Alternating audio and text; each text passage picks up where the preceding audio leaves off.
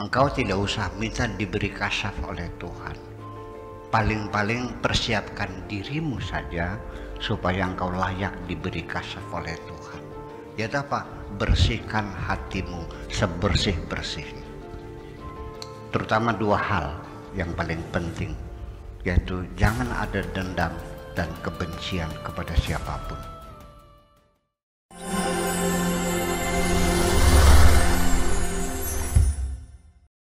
Assalamualaikum warahmatullahi wabarakatuh. Waalaikumsalam warahmatullahi wabarakatuh. Saya Siti Soleha. Buya mau nanya apa yang dimaksud kasyaf? Jadi pertanyaan pertama tentang kasyaf. Kasyaf itu bahasa Arab yang artinya terbuka. Ya. Kalau pintu itu futihal bab, pintu itu dibuka. Tapi kalau tutup, kusyifal ghita'u, tutup itu dibuka. Bahasa Indonesia dibuka juga ya. Ya, kalau tutup rampul itu dibuka. Tapi kalau pintu futiha, dibuka juga bahasa Indonesianya, beda.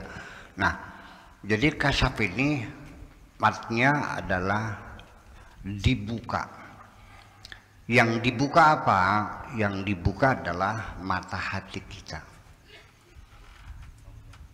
Kita melihat sesuatu dengan mata.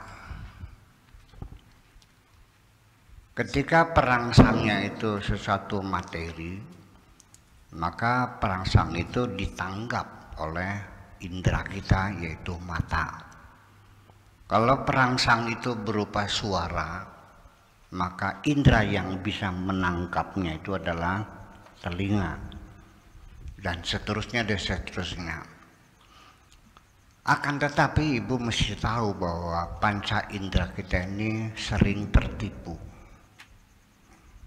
Mata kita sering tertipu, telinga kita sering tertipu, tangan kita sering tertipu, hidung kita juga sering tertipu, lidah kita juga, salah satu indera kita juga sering tertipu. Ibu-ibu sering nggak? Kata orang enak, tapi ibu yang mencicipinya kok pahit rasanya. Sering nggak? Ya. Telinga kita juga sama, bukan masalah subjektivitas ya, tetapi salah dengar. Kalau subjektivitas masa hari-hari. Ketika saya menyetel simfoni Beethoven, orang di kampung saya mengatakan, "Ini lagu apa ceng? Ngak-ngek-ngok-ngak-ngek." Lagu apa itu katanya? Dia merasa bising dengan simfoni Beethoven. Tetapi ketika reog bodol gabrak-gabruk gitu, dia malah menikmatinya, manggut-manggut. Padahal reog bodol yang modalnya hanya gendang sama ketimpringan sama, itu kan subjektivitas. Karena dia belum pernah masuk dalam dunia musik, ya, dia hanya mengenal lagu-lagu tradisional daerahnya, sehingga lagu-lagu yang sudah mendunia dia tidak bisa menikmatinya. Itu bukan telinga dibohongi, tapi dari subjektivitas itu sendiri. Tetapi yang jelas bahwa telinga kita sering dibohongi, mendengar berita yang kita benarkan ternyata bohong. Mata kita sering nggak melihat air berlimpah ruah, tetapi setelah kita dekati tidak ada air setetes pun. Fata morgana. Mata kita sering nggak melihat fata morgana. Di atas jalanan aspal itu kelihatan seperti air berlimpah ruah. Mata kita dibohongi. Dan mata kita terbatas, bahwa jarak mata kita memandang hanya sekian kilometer. Lebih dari itu yang kita lihat hanya warna kebiruan. Warna biru itu bukan warna langit, tapi adalah batas kemampuan mata kita memandang. Itu saja dulu kita yakini bahwa mata kita sering tertipu, Telinga kita sering tertipu, mulut kita sering tertipu. Tapi mengapa manusia masih juga mempercayainya?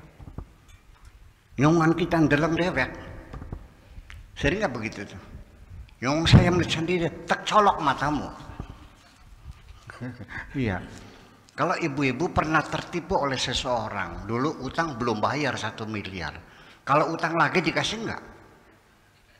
Tapi kenapa matamu berulang-ulang tertipu masih juga kau percayai? Itu persoalannya. Hanya satu yang tidak pernah tertipu adalah mata hati kita. Sehingga Allah mengatakan ketika mata hatimu diungkap oleh Tuhan, maka pandangan matamu akan menjadi tajam.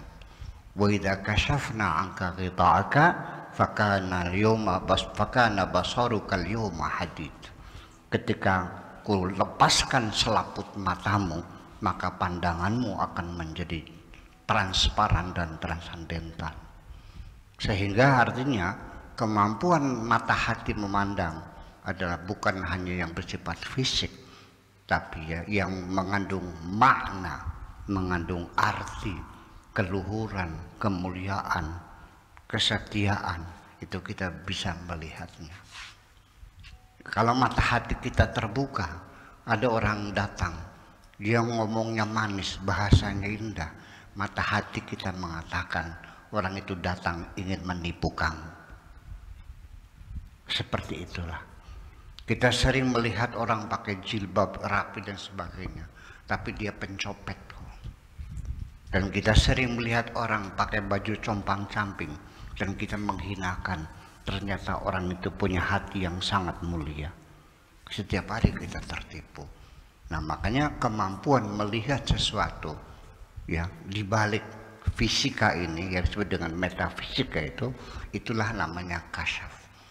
Bahkan sampai-sampai seringkali mata hati kita bisa melihat sesuatu yang kadang-kadang belum terjadi.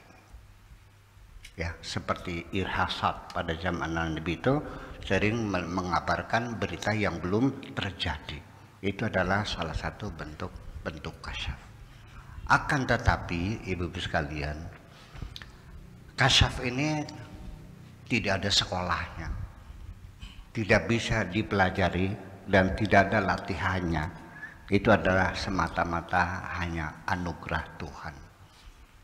Engkau tidak usah minta diberi kasyaf oleh Tuhan. Paling-paling persiapkan dirimu saja supaya engkau layak diberi kasyaf oleh Tuhan. Yaitu apa? Bersihkan hatimu sebersih-bersihnya. Terutama 2 hal yang paling penting, yaitu jangan ada dendam dan kebencian kepada siapapun. Nanti hatimu menjadi layak akan diberi kasyaf oleh Allah. Itu 2 yang penting. Tapi banyak sekali hasud, dengki, ya kan gitu, gelisah, cemas, takut. Karena bagaimanapun juga hati kita kalau penuh sampah-sampah yang tersimpan di dalamnya, seperti cermin yang kotor tidak pernah dibersihkan, tidak mungkin kita bisa melihat lewat kaca itu. Karena kaca hati kita terlalu banyak kotoran-kotoran itu. Bersihkan saja sejak hari ini, terutama 2 hal saja, yaitu jangan ada dendam dan kebencian dalam hati kita. Nggak usah minta ya Allah berilah aku kasyaf, nggak usah. Siapkan saja, nanti dengan sendirinya kalau engkau layak akan diberi oleh Allah Subhanahu wa Ta'ala. Itu saja.